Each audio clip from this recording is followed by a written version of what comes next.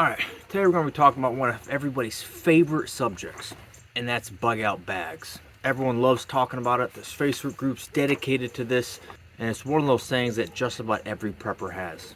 So in this video, we're going to really hit just the wave tops. So in the next 8 weeks or so, you're going to see a series of videos that are really designed to hit just the wave tops of kind of a broad spectrum of all the prepping topics. So they're not meant to be in-depth by any means, but the idea is that a new prepper could watch this playlist and get a very good kind of broad idea of what the landscape looks like for prepping. So in our last video, we talked about building a preparedness plan and an emergency kit. And for a lot of people, that kit will look like a bug out bag, right? It'll be a bug out bag. And so what does that mean? There's different names for it. Inch bag, I'm never coming home bag, a bug out bag, SHTF bag, a go bag, a 72-hour bag. And based off of kind of our situation, mine really just ends up being a 3-day bag. That's why I call it. It's a 3-day bag. So for me, my get home bag, my bug out bag, they actually all end up really being the same thing. And part of that is just where I'm at, and also it's weight limitations. Reality is I'm going to carry about 3 days worth of stuff. Of course, you can stretch that out, but I designed it for 3 days, okay? And so part of what we mentioned in the last video is evaluating what scenarios you're preparing for, how likely they are. And so you'd have to sit down and ask yourself, what scenario would I use a bug out bag for? Because you'll see a lot of people will start to build a bag and they completely lose sight of what the original intent was. They start building a bag to look cool and they see other people have this or that in their bag and now I want it. Remember what you're preparing for, what the scenario is, what your plan is going to be, and build the bag for that. Okay, that means you're going to have things in your bag that other people might not, and you might not have other cool guy stuff that someone else put in their bag. Okay, so don't get caught up in trying to have everything in your bag. That's how you get a very expensive, very heavy bag. So a couple, easy one, EMP, right? If there's an EMP where I'm at work, then I'm hoofing it home using a bug out bag. You know, I travel sometimes to go to different places. Again, bug out bag if I had to make it my way home. EMP is an easy event. You know, I lived in South Louisiana for a while. Hurricanes are an easy one also to point to always have 3 days worth of gear. I remember living down there, and I don't remember what event caused this, but the city of Baton Rouge had some kind of overnight flooding, and I had a family member that lived up in Baton Rouge. And basically they woke up to a couple feet of water in their apartment, and they had extended family members there that actually showed up with basically bug out bags, and they waited out and made it to dry ground, but they had gear with them, right? So that would be another example. So think about what scenario you would use it for, and just remember as you're building it, keep that mission in mind. Don't start straying and just trying to accumulate all the cool stuff. So I'm going to go over some of the general categories in the bug out bag. Remember, like I said earlier, this video is just going to be a very broad video. So I'm not going to get really in depth into any of these. And there's also other categories that you could talk in depth. In fact, in our Patreon group, I've started a video series where I break down everything more in depth. We offer, you know, we teach classes on this as part of our company by the same name as the channel. And then we also can build people bug out bags. So this is just a very broad 50,000 foot view, okay? So some of the essential categories: shelter and sleeping gear, water purification, food and nutrition, and first aid. Okay, so those are kind of, you can consider that your core. Now there's others. We will get into other categories, okay? But those are some of the important ones. Shelter and sleeping gear. So I've got my bug out bag pulled up here. I'm actually not going to pull that out, but at the bottom of my bug out bag, what I have in the vehicle, because I keep this in my vehicle, so I always have it with me. I have a folding sleeping mat, and I always have a jungle bag, jungle blanket in there. It's basically a would-be poncho liners, we call them in the Marine Corps. Now, you know, right now it's cold. You know, this morning it was 28 when I woke up. So during the cold months, I keep a 0-degree bag in the vehicle. During the transitionary periods, I will put a 32-degree bag, and then in the summer months, I don't have any sleeping bag. I just have that jungle blanket, okay? Shelter, I personally have a tarp.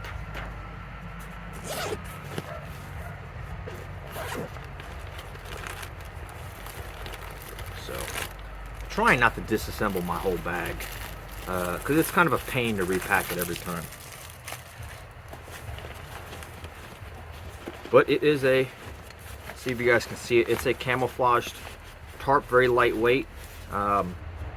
Yours doesn't have to be camouflaged, right? So it depends on what scenario you're preparing for. Make sure it's waterproof. So I bought that brand new.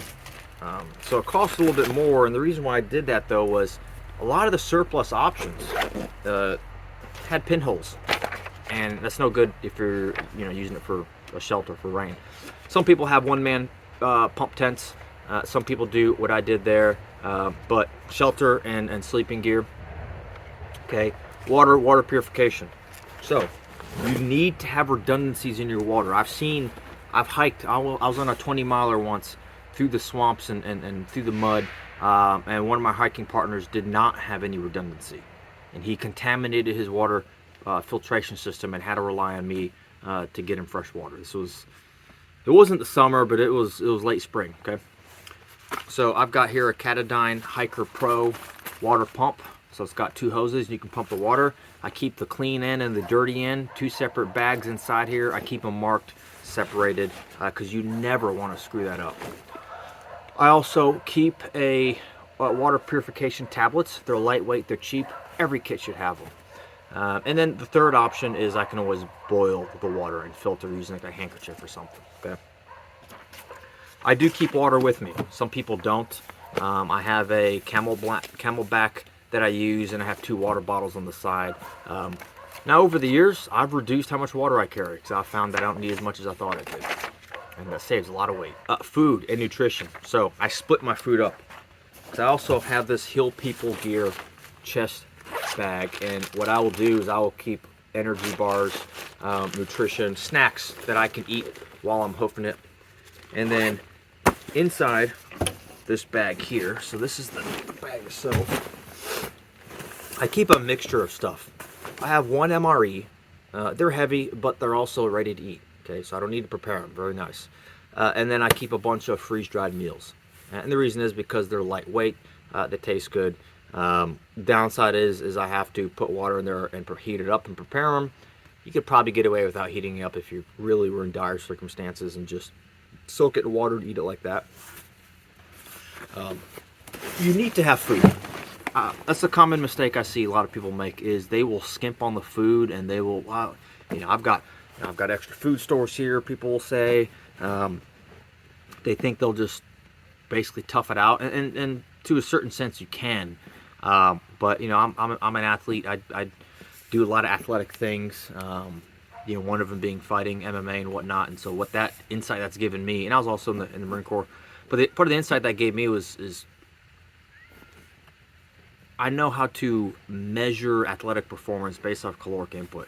And I tell you what, when you're in a caloric deficit, you're not getting enough calories, your output drops significantly. Your body, your muscles, their failure point is a lot closer than you think. And there is a part that you can move past to where you can't power your way through it anymore. Your body just gives out, and I've had that happen. And so you don't want that to happen, because you're only using this bag if it's an emergency. So you need to make sure you have adequate calories, okay? People talk about, you're living on 1,500 a day and 1,200 a day. You can, if you're moving and doing a lot of activities, you're going to want a lot more than that. My maintenance calories, just to maintain my body weight, is about 2,000. If I'm at 1,500, I'm losing weight, and I'll do that when I'm trying to lower my weight, get closer to a fight, but I have to be very strategic about that. If I'm going to be higher output, I want 2,500 to 3,000. So just take that into consideration. Plan accordingly. You don't have to plan for 3,000 a day. It might be a bit much, but don't go there. I've seen guys, I only need 800 calories a day. Yeah, if you're sitting on the couch, maybe, but if you're hiking, which is probably where you'd be using your bug out bag, probably not a good idea.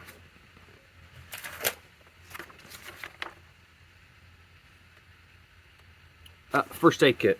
So you should always have a first aid kit, and this can be different than a trauma kit. Okay, so we've got videos on that. So let's not confuse the two. I have a pocket trauma kit that I always carry that I would have with me anyway if I had a bug out, but my bug out kit is a basic first aid. And I've got toilet paper and soap in here. N95 masks, which I had these in here way before, the virus happened. But the big thing is it's just a small first aid kit. It's got all your basic first aid supplies, nothing out of the ordinary. Now, you do want moleskin and blister kits. I tell you what, right now, you need them. And any of you guys who have hiked a lot, been in the military, just like to hike recreationally, you guys know what I'm talking about.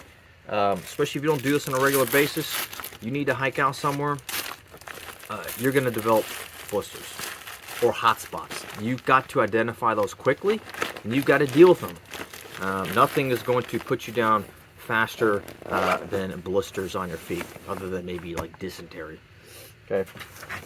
All right, so those are the kind of core items that every bug out bag needs to have. Every 3-day kit needs to have. Multi-tool knife. So I have I think the best knife, which I usually refrain from making that kind of general statement.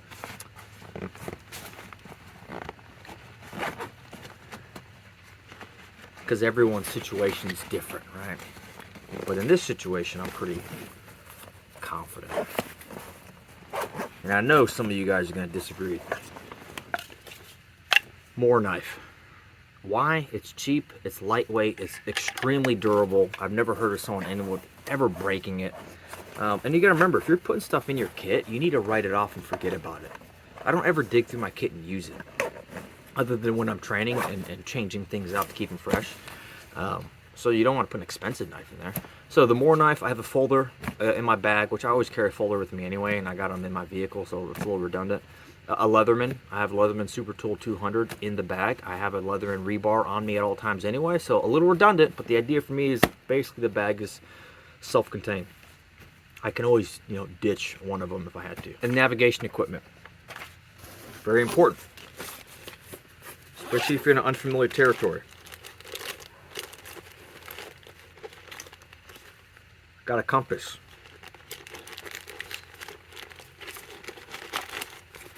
And yeah, you need to learn how to use a compass and a map. If you don't know, you need to learn. And in the front pocket here,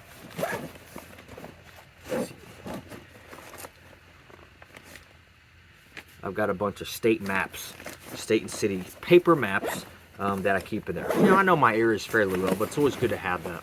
Of course, I got the GPS on my phone. I've got a real Garmin hiking GPS in the vehicle, but we want to prepare for a variety of situations. So, clothing essentials, right? And I'm not going to dig all this out because, again, I don't feel like unpacking everything. I have packable top and bottom rain gear, very compact, packable stuff. I have rain gear that I always keep in the vehicle also. All right, so I have a dry bag,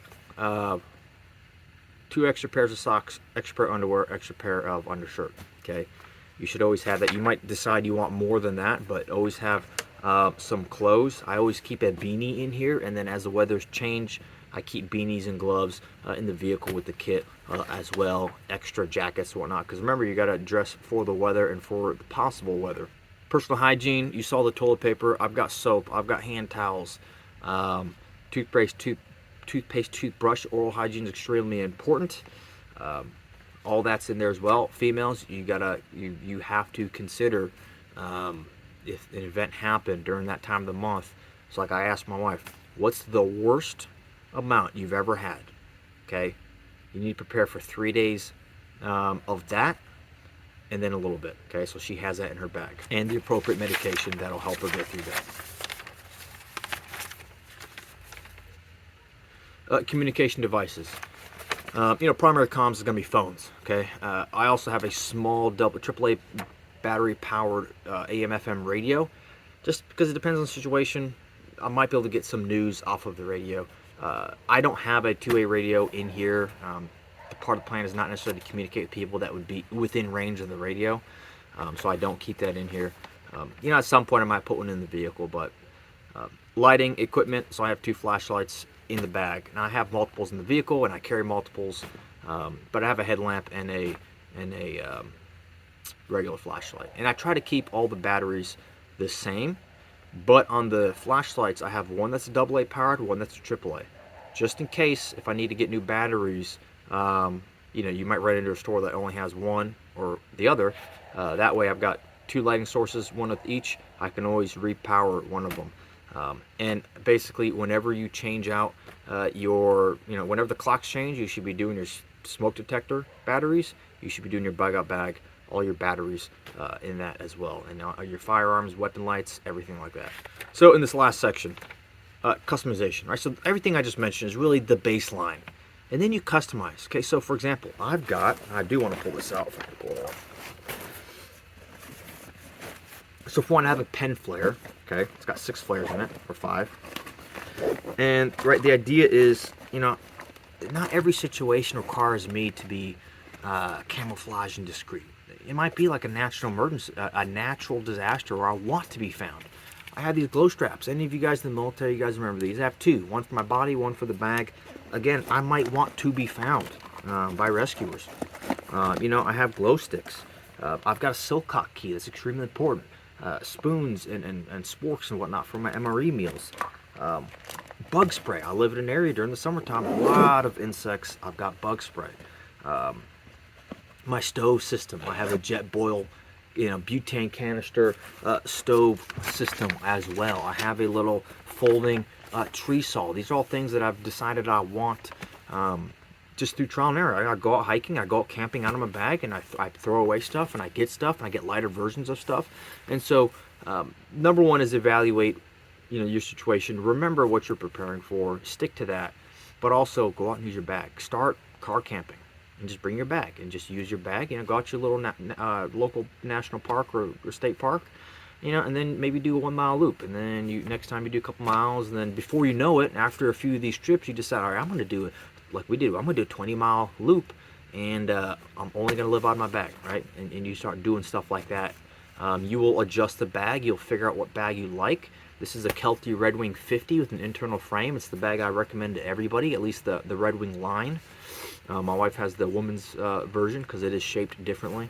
And so all of these are important, okay? You need to use your bag, for one, to toughen your feet, but to get your body used to the weight, how to load it properly. There's a technique for doing that. How to adjust the straps, there's a technique for doing that. Then you'll figure out really quickly what you want, what you do not want. So that's kind of it.